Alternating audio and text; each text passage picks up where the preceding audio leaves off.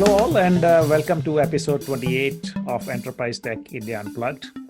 I hope all of you have been subscribing and listening to the podcast, both the audio and the video version. And we want you to enjoy it. Please give us your feedback. We are available on YouTube, on Apple Podcasts, on Spotify. And if you don't know how to reach any of them, you can always visit our website and Enterprise Tech India Unplugged, which is etiunplugged.in and /subscribe. You can have all the ways you can subscribe. So those are the options available to you, and we'll be happy to see you on our website, on our Facebook page, on our LinkedIn page. We'll be happy to be connected with you. Please share your opinions with us and suggest topics. And if you want to come on our show and talk about something which you passionately feel about, you're very welcome. Please reach out to us. So welcome, Kumaran, our favorite guest. Kumaran is the CTO and the chief mentor for Tiny Magic. So the topic which we are trying to look at today is OKR, which is objectives and key results. And it's a very, very popular way of settings and managing goals in the enterprise world. And very large organizations use them, including Intel and Google and Microsoft, and these are the companies which I know of. And I'm sure there are so many more who are doing things around objectives and key results. So Kumaran, first of all, why do you think such a goal setting management philosophy or a methodology, if you want to call it that, is really required? Are the old ways of working not really happening for the enterprise?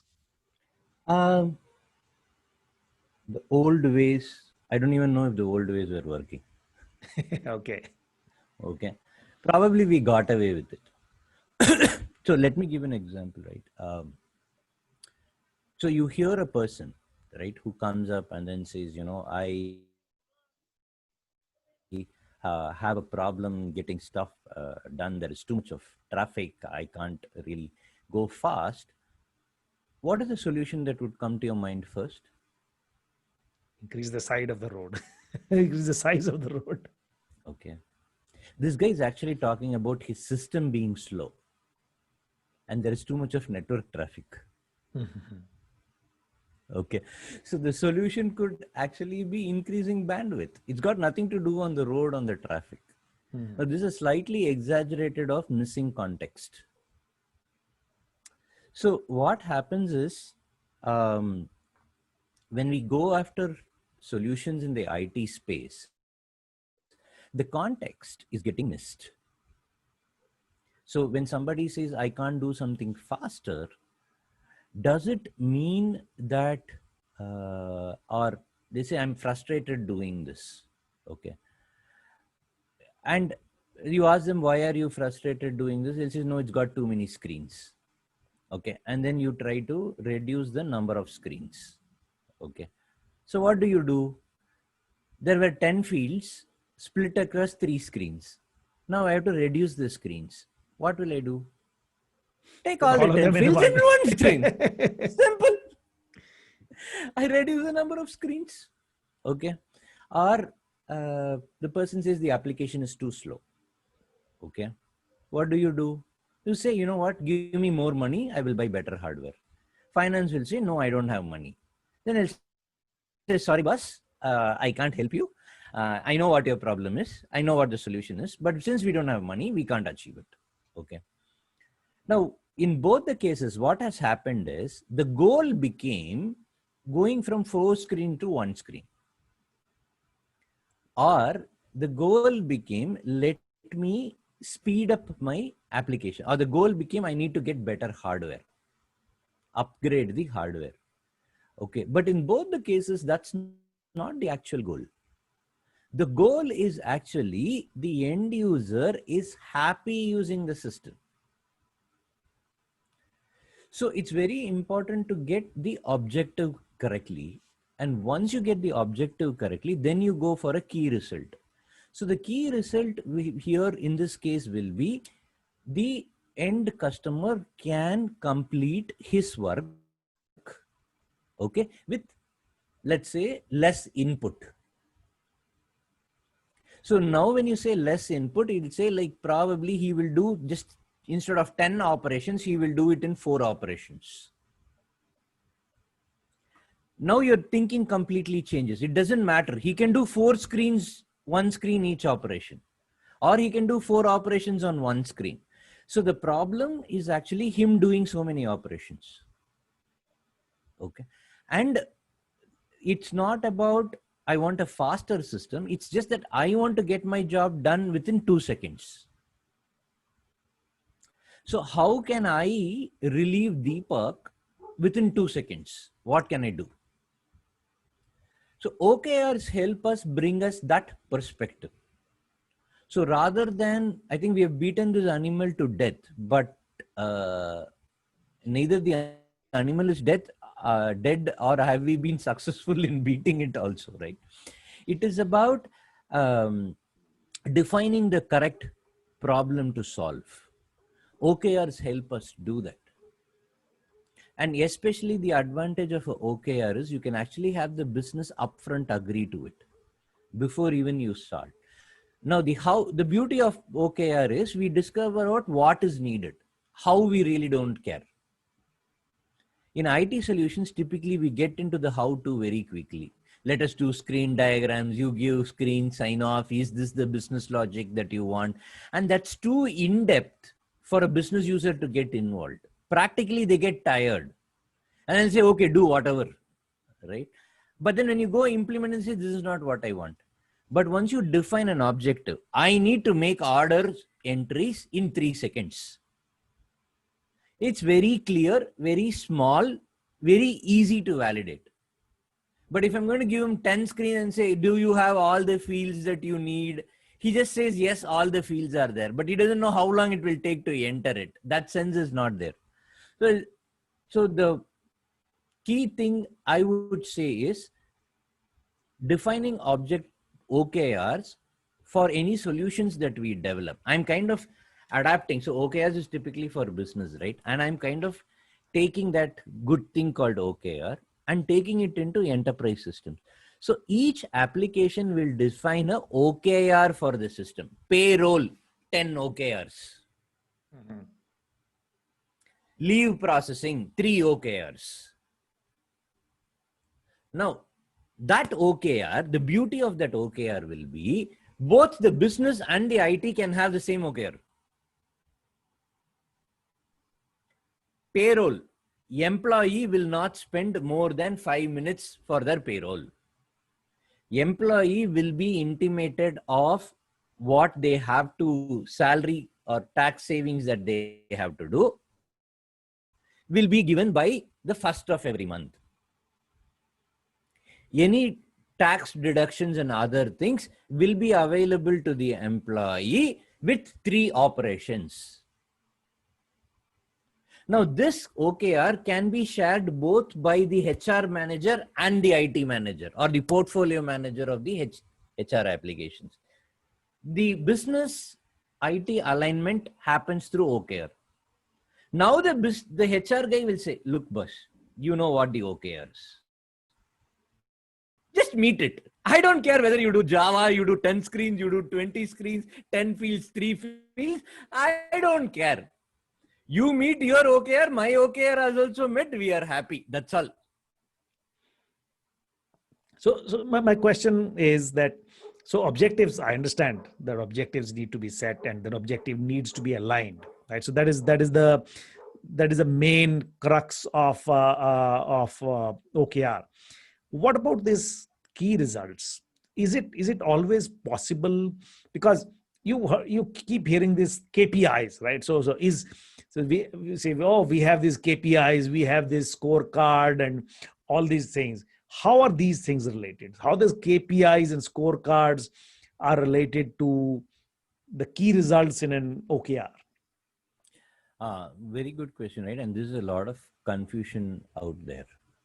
So a key performance indicator doesn't really tell you whether you are successful or not. It's left to interpretation. Mm-hmm. So let's say my KPI is going to be something like backups are taken 5 times a week. Okay. Or my key performance indicator is going to be, as an IT guy, the load of the front end servers will not go high, or the maintenance cost of my applications, right, will be lesser than $1,000 per month. Okay. So these are the typical KPIs. Now meeting them, now I could do 1,000, I could do 800, I could do 1,200, right? I could spend 1,200 or just spend 800 or do 1,000. Okay. Now somebody has to interpret whether what I did is right or wrong. The KPI by itself doesn't tell me whether I'm doing something right or wrong. It just gives me an indicator. It's just an indicator. It is not it doesn't tell whether I have been successful or not. Whereas a key result is very clear. You hit the key result, then you are successful. If you miss the key result, you have failed. Okay. Now, KPIs can be an input to make a key result. Okay. Okay. So KPIs by themselves are not enough. So there are organizations which kind of say, this is the KPI. Okay. And you should supposed to meet a benchmark. So after KPI, there has to be another column. What is your KPI and what is the benchmark that you want to reach? Now that benchmark is a result. Okay. But the only problem is that KPI and the result are tied to each other. But is it tied to a business objective? I think that's where the weakness comes with a classical conventional KPI model. Mm-hmm. But if I'm doing OKR, I still need KPIs. Okay. It's not that I can do away with KPIs. So one of the places where I heard an analogy is a KPI is like a speedometer on your car. It tells you what speed you are going. It's like a GPS. What direction are you going? Are you going north, south, on route 1 or route 3, like that? But your OKR is your actual destination map itself. Where are you actually headed? So you need a combination of this both to make a successful journey. Right. So I think this is a very important distinction which you made, that KPIs are input to the key results, but they don't necessarily have to be the only thing which you need to focus on, right? So the key means, of course, a key result has to be some kind of a number, isn't it? It has to be some kind of a number which is measurable. Correct. Right. So, and KPIs are by default expected to be measurable, right? So if a KPI is a number, right? So it's natural for people to think about KPIs to be as an input. But as you said, the KPIs could be large in number, right? So you could have a whole scorecard full of KPIs, right? Like you said, a dashboard will have multiple KPIs. So what is the criteria for selecting that KPI to be suitable for being a key result or not? It starts from what is the objective. Mm-hmm. So when you put an objective, can the KPI give us a sense of that objective? So let's say that if we go back to our metaphor of driving, right? There is a compass and there is a fuel indicator and there is a speedometer. Okay. Now, the compass by itself, right? Is it a useful thing or not? Now, unless I am telling that I have to go north, right? The compass by itself doesn't make sense. So let's assume it's a weird case, right? Let's say I have to drive at a speed of 100 kilometers for the next 1 hour. That is the objective. I don't need the compass. I will drive in some direction. It doesn't matter. Mm-hmm. Right? Or let's take this case. Let's say you're on a racetrack. You don't need a GPS. That KPS is not needed. For that guy who's driving the car, he has to finish 3 laps. So for him, all he needs is an odometer and a speedometer. He just has to know how much distance he has covered. GPS is not needed. A fuel indicator is not needed. He will assume that he will fill the thing about of how much he will finish. So a racetrack driver is also driving, but he need not have a GPS or a fuel indicator.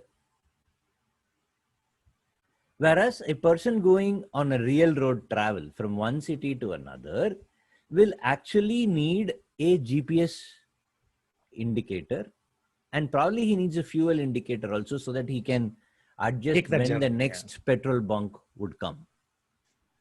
Now, the speedometer, it definitely helps him, so that if he has a goal that I have to reach within 4 hours, let's say he doesn't have it, it's not in his objective, you just have to reach that destination, then you really don't need a speedometer also. And you don't need an odometer. Anyway, you have to reach the destination. Why do you need the odometer? Right.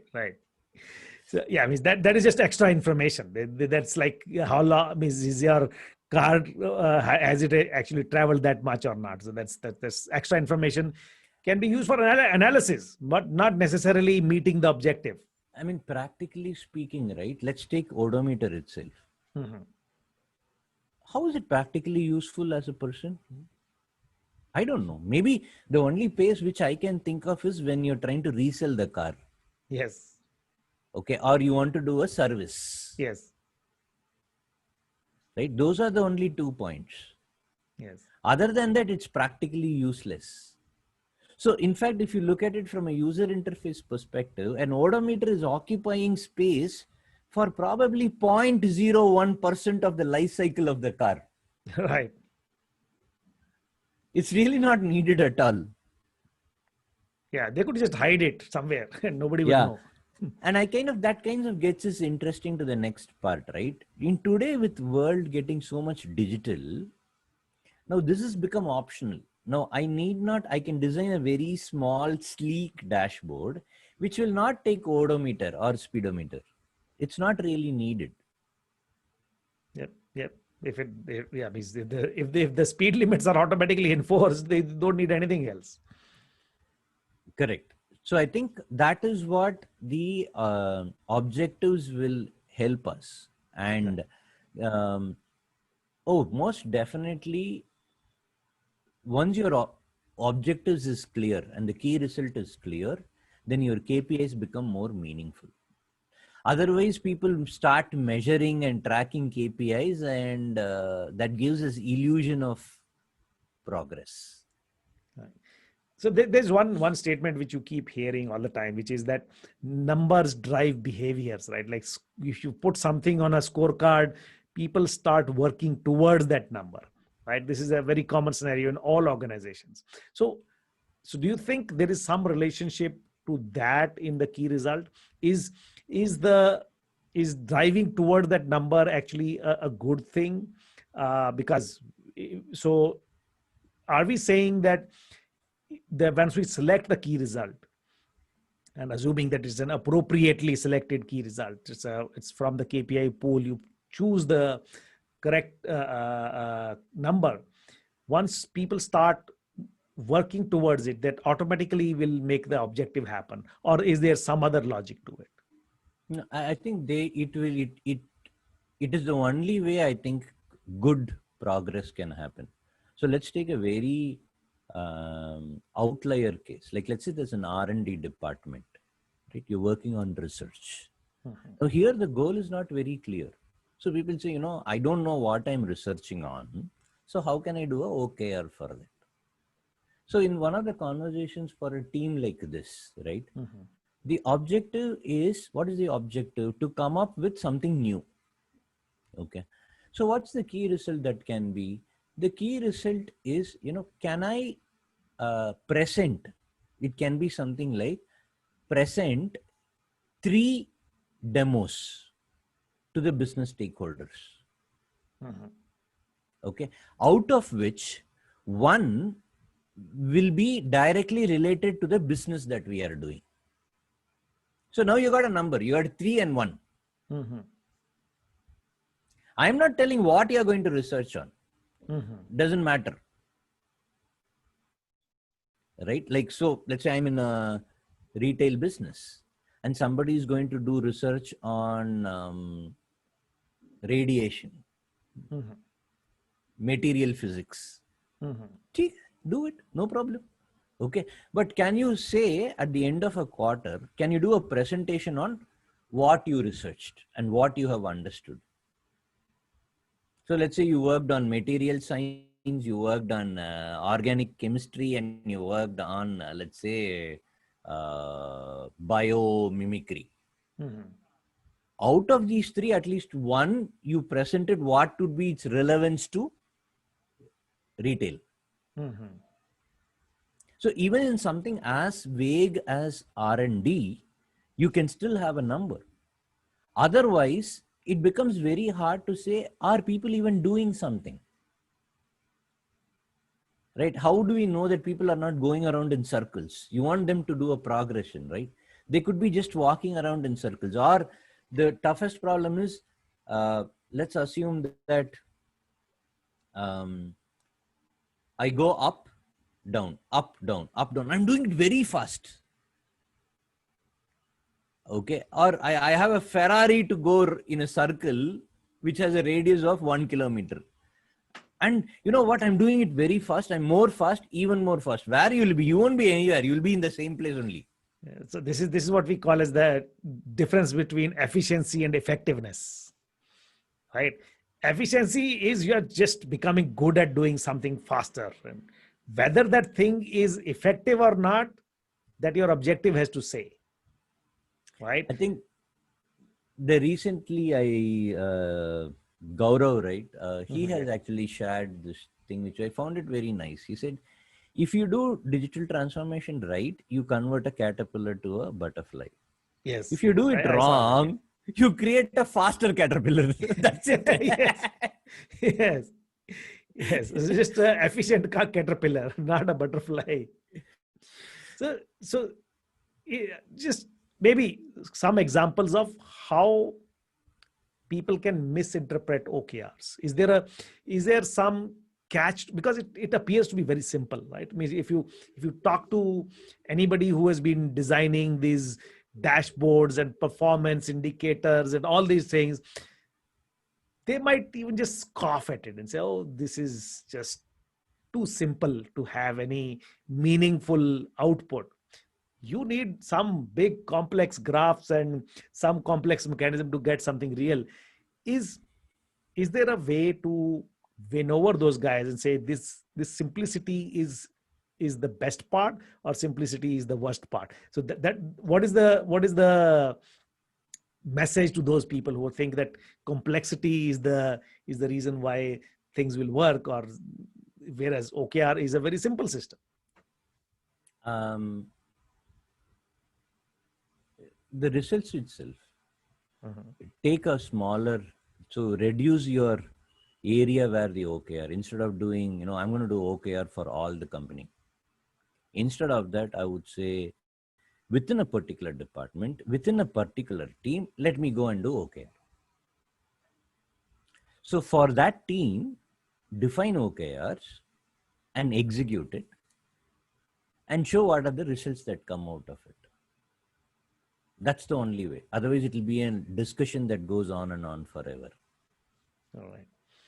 So final question on so this is OKR, of course, works for an organization. And you were asking another thing, right? What are the kind of pitfalls that people fall into when doing OKRs? The biggest pitfall which I have seen, people start using OKRs like a status board and a tracking mechanism. So for example, I've seen things like OKR status delayed, in progress. Okay, so they'll write the OKR and then they will add another status column to the OKR sheet. Okay, and then they'll say it's in progress or delayed. And they will have, and they'll just keep changing the deadline. Okay, so then it becomes a plan. So there's people can easily fall into the pit of making an OKR like a project plan. They'll say, by this date, I will achieve this. If not, you'll just say delayed and then change the date. Okay, whereas to avoid that, we kind of say OKR failed. redefine the OKR, not shift the milestone alone. Right. Right. You define the OKR wrong. Either the objective is wrong or the key result is wrong. Correct it. Right. And just call it out. Out of 5 OKRs, 4 failed. It's very important to do that. Right. And at this point, I think we should definitely mention that where does this concept come from? And if people want to learn more about this, comes from a book called Measure What Matters. And it is written by John Doerr. And we have recommended this book quite a few times earlier. And this is the first time actually we are having a deeper discussion on the concept itself. So coming back to the pitfalls which you were mentioning. So you said that people start treating this thing OKR as a status board and just start tracking it like done or not done or in progress and things like that. So what is the ideal way to look at it? Is it you look at it monthly or you look at it quarterly?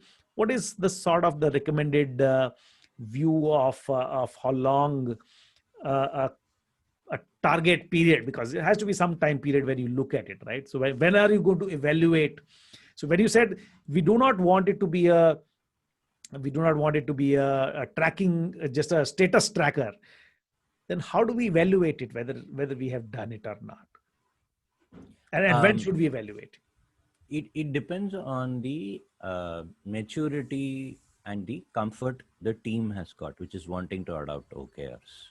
Mm-hmm. So let's take both the cases. One is a very mature team. Mm-hmm. Another is a team which is trying or not fully convinced. Okay.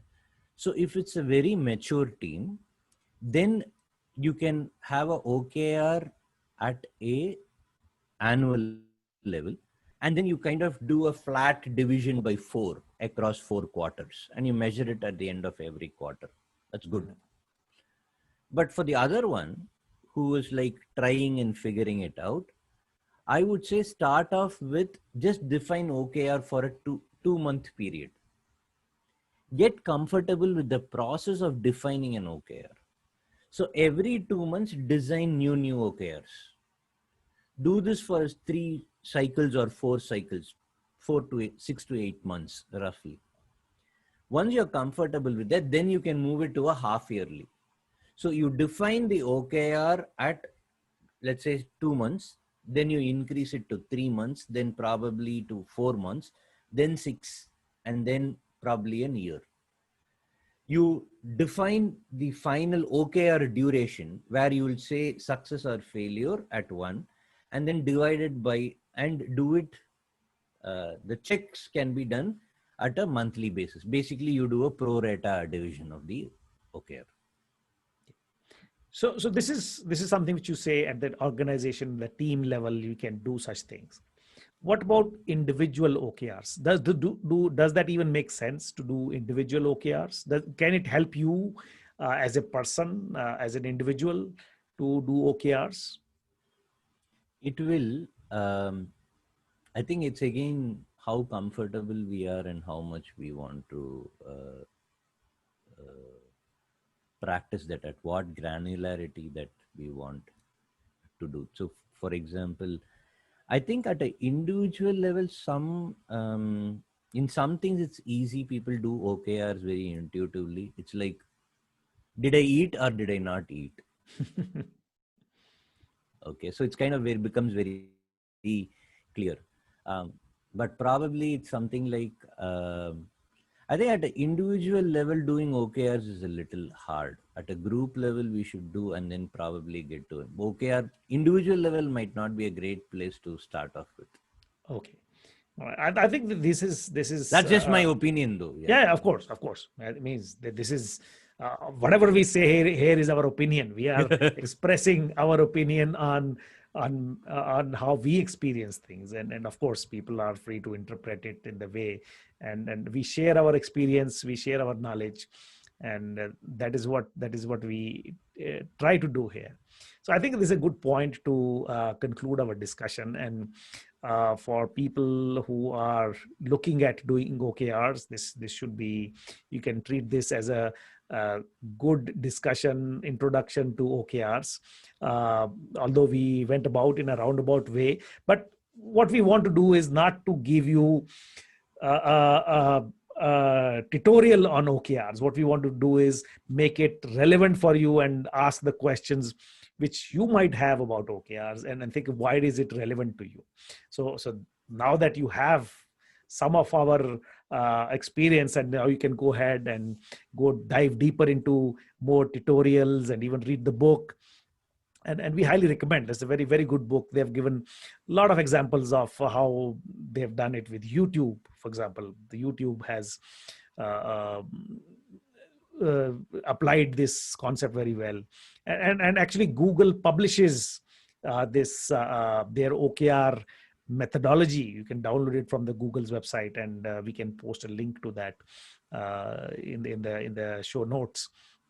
You can get the Google OKR methodology itself. If you don't want to buy the book, they publish very the thing. And there's a website called whatmatters.com where you can actually see lots of examples of good OKRs, right from retail to HR to government organizations to schools, right? So so they have examples of all possible varieties of people using OKRs, and very, very precise and simple definitions they have given. And I'm sure if you are looking to do OKRs for your organization, you'll be able to find a relevant example there and try to do those things.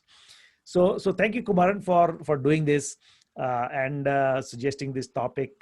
This is, I think, in today's world where people are searching for methods of doing better performance, this is definitely one of the things enterprises should try.